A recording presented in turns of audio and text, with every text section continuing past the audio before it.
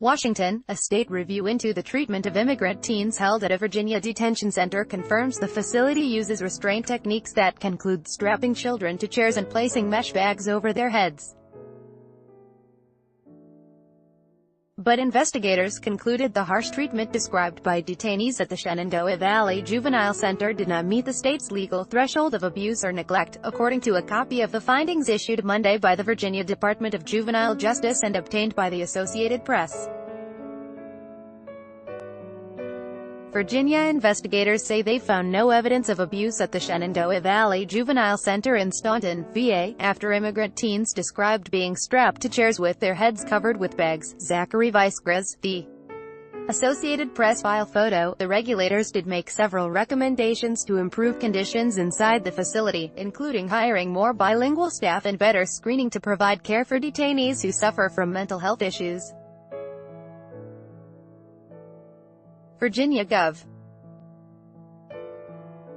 Ralph Northam ordered the review in June, hours after the AP published first-person accounts by children as young as 14 who said they were handcuffed, shackled and beaten at the facility, located near Staunton, Virginia. They also described being stripped of their clothes and locked in solitary confinement, sometimes strapped to chairs with bags over their heads. State investigators said they were unable to interview the immigrant teens who made sworn statements saying they were severely abused. Those who made the initial complaints as part of a federal class action lawsuit filed in November 2017 were subsequently transferred to other facilities or deported back to their home countries after the resolution of their immigration cases. Article continued below. Read more. U.S. authorities conduct immigration raids on businesses in Nebraska. Minnesota migrant toddler reportedly dies after leaving ICE facility. U.S.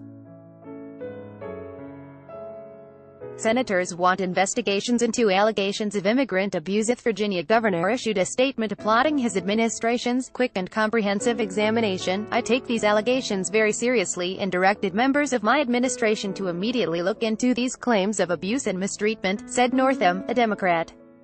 "The safety of every child being held there is of the utmost importance." Hannah M. Lieberman, a lawyer at the Washington Committee for Civil Rights and Urban Affairs representing the Latino teens, said the state report doesn't disprove the abuse allegations made by her clients. She said the legal case against the facility will proceed.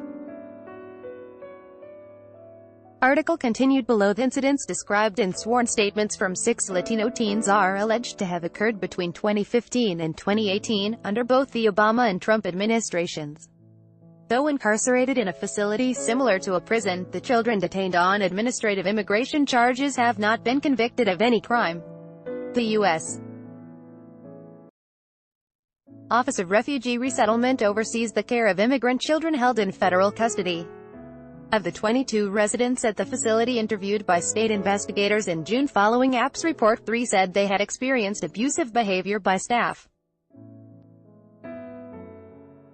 According to the state report, local Child Protective Services investigators reviewed those complaints and determined they did not meet the legal definition of abuse or neglect, while the investigators said they found no evidence of the beatings and other severe abuse described in the lawsuit. Their report does confirm that staff at the Shenandoah facility are trained in the use of restraint chairs and mesh spit guards for out-of-control residents who cannot be safely restrained by less intrusive methods. Such restraint devices are legal for use in juvenile detention facilities in Virginia, though regulations say they can never be used as punishment and are only appropriate to ensure the safety and security of residents, staff and the facility. In 2 of the instances reviewed by investigators, the report says staff members at the facility were disciplined for using restraint techniques that did not follow state guidelines. However, those incidents, which were not detailed in the report, did not involve the use of restraint chairs. The Shenandoah lockup is one of only 3 juvenile detention facilities in the United States with federal contracts to provide secure placement for immigrant children who had problems at less restrictive housing. On average, 92 immigrant children each year cycle through Shenandoah, most of them from Mexico and Central America. It received $4.2 million in federal funds last year to house children between the ages of 12 and 17 facing deportation proceedings or awaiting rulings on asylum claims.